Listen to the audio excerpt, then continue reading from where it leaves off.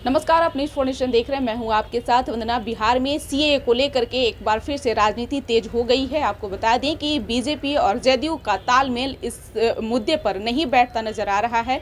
दोनों के बयान अलग अलग आ रहे हैं। यही नहीं, जब श्रम संसाधन मंत्री जीवेश मिश्रा से यह सवाल किया गया, वो पहले क्या कुछ कह रहे हैं, सुन लीजिए। जरूर अमल किया जाए। सीएए एनआरसी की जरूरत बिहार में है क्योंकि आपके अपने भी इस मुद्दे पे आपका साथ छोड़ रहे हैं।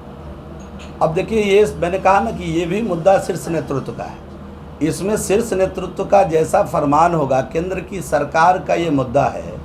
ये मुद्दा बिहार का नहीं है, किसी राज्य सरकार का नहीं है। केंद्र की सरकार इस पर जो भी निर्णय लेगी वह भारत की सरकार है, भारत के जनता के द्वारा चुनी हुई सरकार है। वह सरकार बनने के बाद किसी दल की सरकार नहीं होती है, ये राष्ट्र की सरकार है, यहाँ के जनता की सरकार है। और देश की जनता जो निर्णय लेना होगा वो देश के सभी राज्यों को उसका पालन करना। अमित शाह ने कहा है कोरोना खत्म, अमित शाह ने तो स्पष्ट कर दिया सर कि कोरोना खत्म होते लागू करेंगे। तो जब उन्होंने अगर स्पष्ट कर दिया तो फिर उस पर स्पष्टीकरण मांगने की आपको हम समझते हैं कि बहुत ज़रूरत नहीं।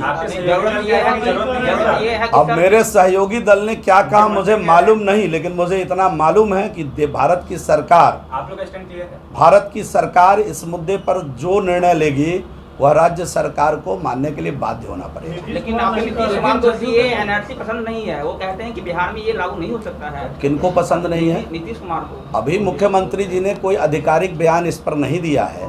प्रशांत किशोर और मैं बार बार एक बात कह रहा हूँ कि जब बिहार के अंदर, मैं पहले भी स्पष्ट किया कि बिहार के अंदर हम एनडीए की सरकार सहयोग से चला रहे हैं, गठबंधन की सरकार है।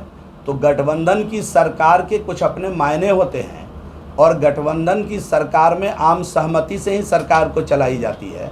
तो बिहार की सरकार जो हम लोग गठबंधन में चला रहे हैं वो बिहार के हित में, बिहार के विकास के हित में ये सरकार चल रही है। और बिहार के हित में ये सरकार लगातार पिछले 17 वर्षों से खूब बढ़िया काम कर रही है। आम जन में संतोष है। कोई इस प्रकार के मुद्दे आएंगे तो मुझे पूरा यकीन है कि हम सभी लोग मिलकर आपस में उसका भी रास्ता निकालेंगे। कुछ दिन पूर्व भी और कई बार बीजेपी इस चीज़ को कहती रही है कि अगर मुख्यमंत्री बीजेपी के ओर से होता है तो कहीं कोई दिक्कत नहीं है। तो अभी नित्यानंद राय पे जो है फोकस ये कब कहा है बीजेपी ने? जरा मुझे स्पष्टीकरण दीजिए इसका कि बीजेपी के किसने कहा है, बीजेपी के कब कहा है और किस बड़े अधिकारी। मैंने पहले कहा कि हमारी पार्टी अध्यक्षीय प्रणाली की पार्टी है। हमारे अध्यक्ष जो बोलते हैं वही पार्टी की आधिकारिक बयान होती है।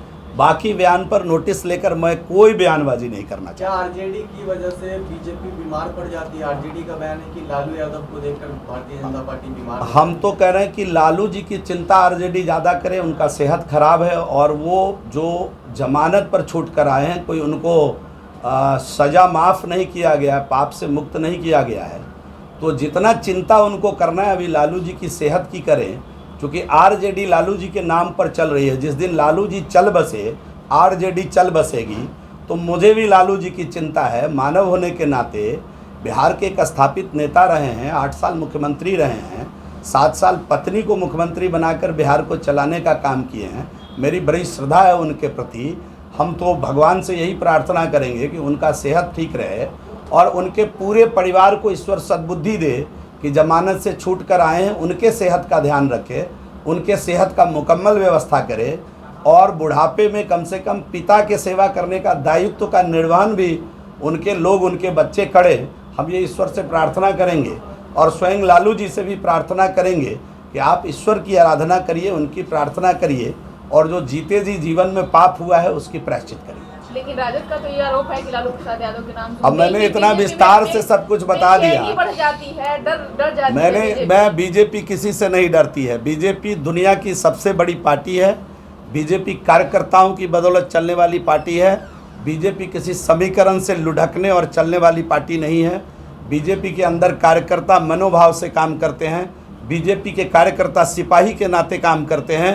बीजेपी की कार्यकर्ताओं ने दिखा दिया दुनिया में वर्ल्ड रिकॉर्ड बना करके कि 43 डिग्री टेम्परेचर पर भी कैसे बीजेपी के 2 लाख कार्यकर्ता एक मैदान में पहुंच जाते हैं। और जब राष्ट्रवाद की बात आती है, तिरंगा फहरा करके देश का नाम दुनिया में रोशन करने की बात आती है, तो 43-44 डिग्री टेम्परेचर को भी धत्ता बताते हुए किसी खुले मैदान में आकर के दुनिया में वर्ल्ड रिकॉर्ड बना करके भारत माता का मस्तक गर्व से ऊंचा करने का काम करती है। तो बीजेपी के लोग इन लोगों के गिदर भभकी में और बयानबाजी में कभी न डरी है न डरने। तो आपने सुना कि क्या कुछ कहें। आपको बता दें कि साफ तौर से जीवेश मिश्रा का कहना है कि अगर सीएए केंद्र सरकार की तरफ से आदेश दे दिया जाता है तो राज्य सरकार को मानना ही होगा, या अगर केंद्र सरकार के आदेश को राज्य सरकार उल्लंघन करती है तो वो शीर्ष नेतृत्व तय करेगा। हालांकि अभी ये विषय बिहार में नहीं है, बिहार में बेरोजगारी का जो मुद्दा है उस पर बात करनी चाहिए। सहयोग कार्यक्रम के जरिए उन्होंने अपने विभाग को लेकर के भी जानकारी दी है कि हमारे विभाग की तरफ से क्या कुछ काम किया जा रहा है, और उन्होंने ये भी दावा किया है कि 2025 तक 19 लाख लोगों को रोजगार दिया जाएगा। इस पर बस इतना ही। बने रहिए न्यूज़ नेशन के साथ। तब तक के हमारे चैनल को सब्सक्राइब नहीं किए हैं तो कर लीजिए। धन्यवाद।